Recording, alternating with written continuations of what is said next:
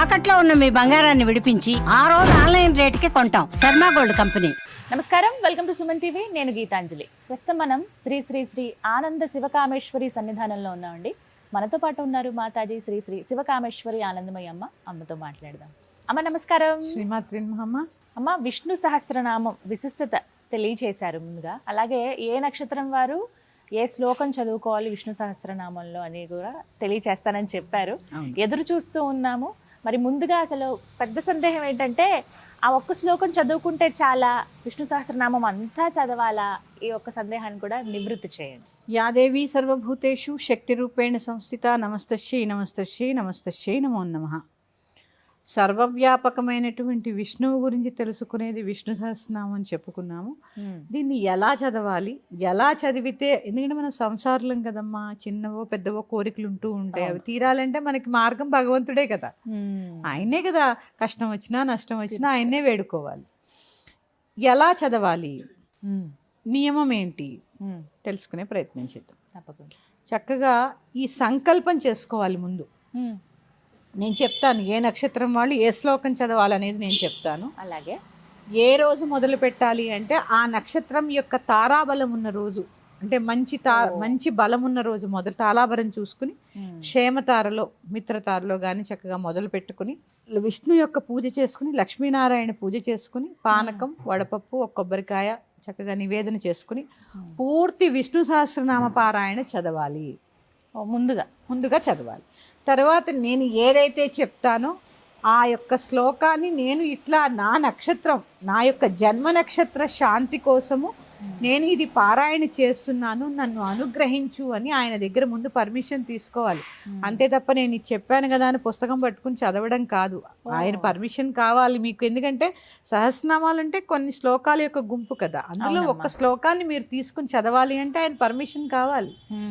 కాబట్టి చక్కగా ఆయన ముందు నేను ఇలా చదువుకుంటున్నాను అని చెప్పి ఆ శ్లోకాన్ని నేను ఇలా పారాయణ చేసుకుంటానని ఆయన దగ్గర విన్నవించుకుని ఆయన యొక్క పర్మిషన్ తీసుకుని ప్రతిరోజు 108 సార్లు, ప్రతిరోజు 108 సార్లు ఎక్కడ పడితే అక్కడ చేయాలా అంటే 108 సార్లు మాత్రం ఒకటే ఆసనం మీద కూర్చుని చేయాలి.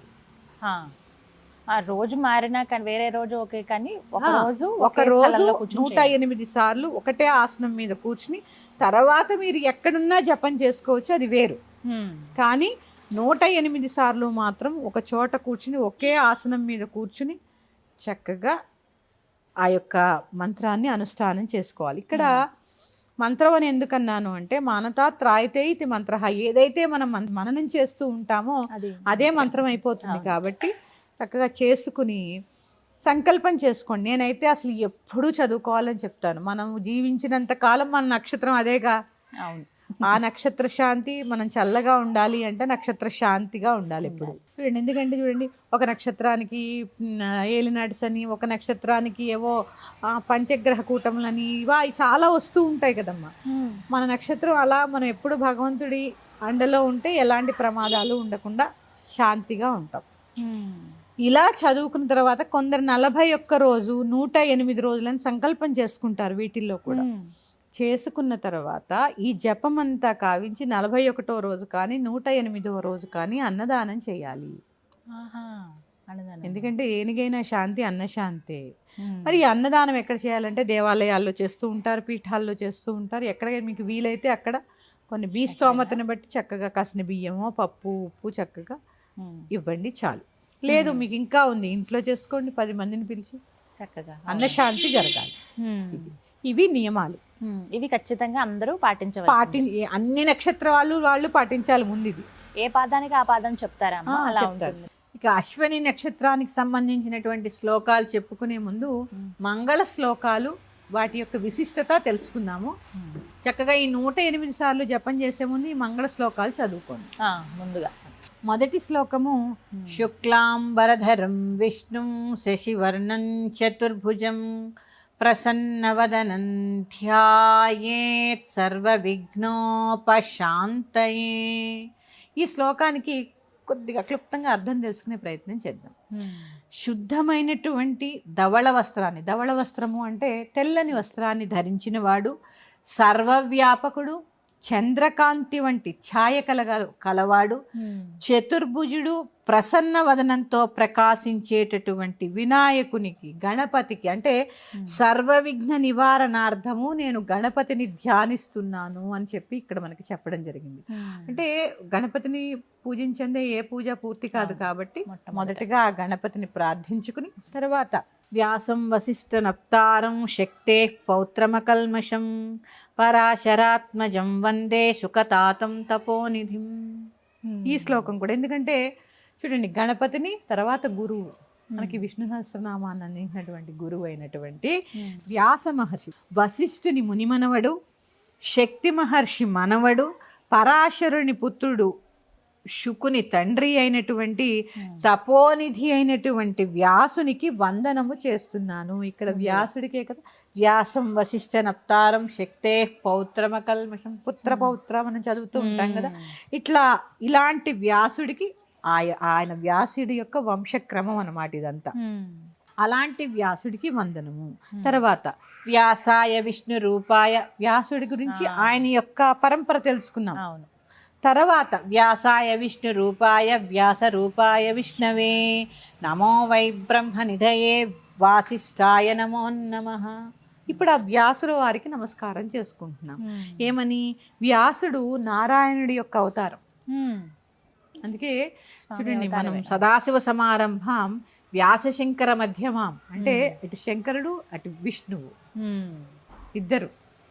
ఇట్లా వ్యాసుడు నారాయణ యొక్క అవతారం కాబట్టి విష్ణు రూపుడైన వ్యాసునకు, వ్యాస రూపుడైన విష్ణువుకి కూడా నమస్కారాలు తెలియజేస్తూ వశిష్ఠ వంశోద్భవుడైనటువంటి ఆ వేదవ్యాస మహాత్మునికి నమస్కారాన్ని తెలియజేస్తున్నాము.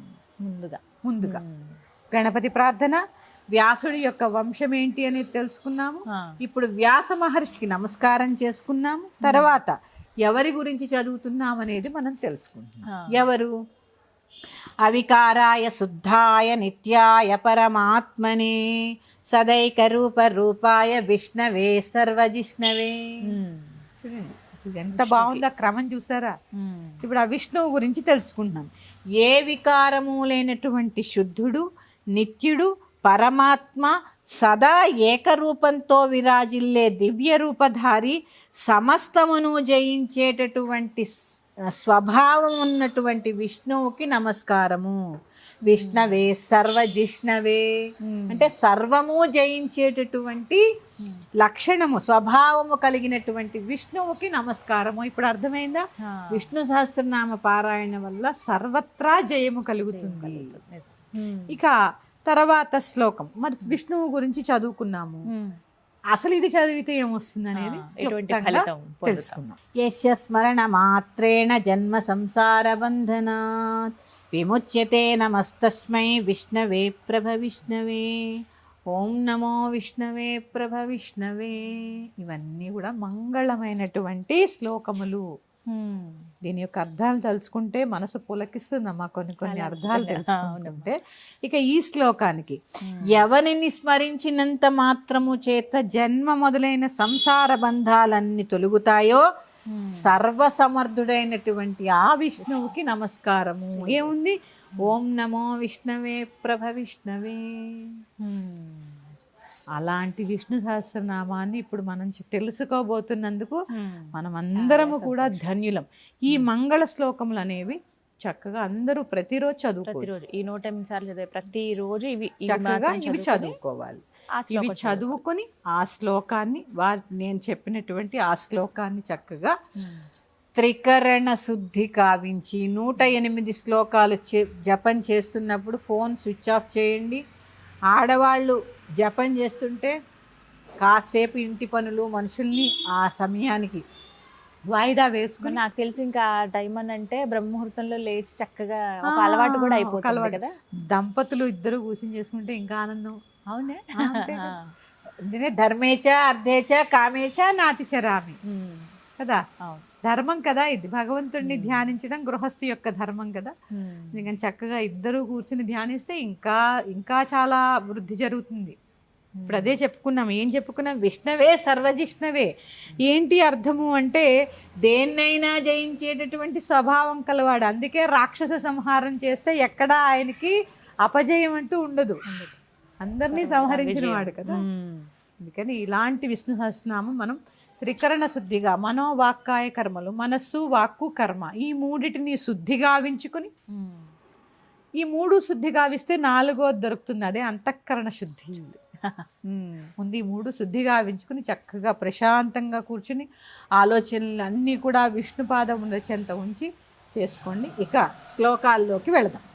ముందుగా అశ్విని నక్షత్రం వారు, అశ్విని నక్షత్రం మొదటి పాదం వారు విష్ణు సహస్రనామంలో ఏ శ్లోకం పఠించాలో అమ్మ ద్వారా తెలుసుకుందాం. అమ్మ మొదటి శ్లోకం. అశ్విని నక్షత్రం మొదటి పాదం వారు. విశ్వం విష్ణుర్వషట్కారో భూత భవ్య భవత్ ప్రభు భూతకృద్భూత భృద్భావో భూతాత్మా భూత భావన. ఈ శ్లోకాన్ని చక్కగా ఉచ్చారణ దోషాలు లేకుండా 1కి 4 సార్లు విని చాలా స్థిమితంగా జపం చేయండి. ఎందుకంటే ఈ విష్ణు సహస్రనామంలో కొన్ని విసర్గలు ఎక్కువ వస్తూ ఉంటాయి. అందుకని ఈ చెబుతున్నప్పుడే నేను విసర్గలు ఎక్కడ పలకాలో ఎలా పలకాలో ఒక్కొక్క శ్లోకంలో నేను చెప్తూ ఉంటాను. మళ్ళీ చెప్తున్నాను, అశ్విని నక్షత్రం మొదటి పాదం వాళ్ళు పఠించేటటువంటి శ్లోకం విశ్వం విష్ణుర్వషట్కారో భూత భవ్య భవత్ ప్రభు భూతకృద్భూత భృద్భావో భూతాత్మా భూత భావన. ఇది ఈ నక్షత్రము. అశ్విని నక్షత్రం వాళ్ళకు వచ్చేసి తారాబలం చూసుకోమన్నాను కదా, 4 పాదాలు వాళ్ళకి ఒకటే వర్తిస్తుంది తారాబలం. చక్కగా తారాబలం చూసుకుని ఆ పూజాది కార్యక్రమాలు ముగించుకుని స్వామివారి దగ్గర సంకల్పం చేసుకుని మొదలు పెట్టండి. అమ్మ మరి ఇలా ఒక్కొక్క శ్లోకం చదవటం వల్ల ఎటువంటి ఫలితం పొందుతారు? తప్పకుండా ఇప్పుడే చెప్పాను, విష్ణవే సర్వజిష్ణవే. ప్రతి కార్యముయందు జయము, అలాగే నక్షత్ర శాంతి, నక్షత్ర శాంతి జరుగుతుంది. అందుకే ఇలా ఒక చిన్న రెమెడీ కూడా చెప్తాను. ఎందుకంటే మనం నక్షత్ర శాంతి కోసమే ఇది చెప్తున్నాం కదా. ఎన్ని నక్షత్రాలు ఉన్నాయి? 27 నక్షత్రములు ఉన్నాయి. చక్కగా ఈ 27 నక్షత్రములు 27 అరటిపళ్ళు గుచ్చి మాల కింద గుచ్చి ఆంజనేయ స్వామికి కూడా సమర్పిస్తే ఈ నక్షత్ర శాంతి జరుగుతుంది. చూడండి, ఒక్కొక్క రోజు చాలా టెన్షన్లో ఉంటారు, అది ఆరోగ్యపరంగా కావచ్చు, ఇటు ఫినాన్షియల్ పరంగా కావచ్చు. అంటే ఈ 27 నక్షత్రాల్లో ఒక నక్షత్రం ఏదో ఒకటి కొంచెం ఇబ్బంది పెడుతూ ఉంటుంది. ఇట్లా కనుక 27 అరటిపళ్ళు మాల కింద గుచ్చి ఆ యొక్క స్వామివారికి వేయడం వలన ఆ రోజు ఆ ఉపద్రవం నుంచి బయటపడిపోతారు. ఎంత సులువుగా ఉంది కదా. అవును, కాళ్ళు చెప్తాను భక్తిగా ఆ నామాన్ని జయించి హరమర్కట మర్కటాయే నమః, హరమర్కట మర్కటాయే నమః అని చక్కగా హనుమంతుడిని స్మరిస్తూ అరటిపళ్ళు గుచ్చి మాల కింద వేసి స్వామికి వదిలేయండి. ఆయనకి అరటిపళ్ళు అంటే ఇష్టం కదా. ఇది చేయడం వల్ల సమస్తమైనటువంటి నక్షత్రాల నుంచి విముక్తి కలిగి ఆ రోజు ఆ టెన్షన్ నుంచి బయటపడతారమ్మా. ఇది నేను అనుభవపూర్వకంగా చెప్తున్నాను. ఎంత సాధనలో ఉన్నా కొన్ని మమ్మల్ని కూడా బాధ పెడుతూ ఉంటాయి. ఆ గృహస్థు ధర్మంలో ఉన్నాం కదా. ఇలా చెయ్యండి అమ్మా, తప్పకుండా శాంతి జరుగుతుంది.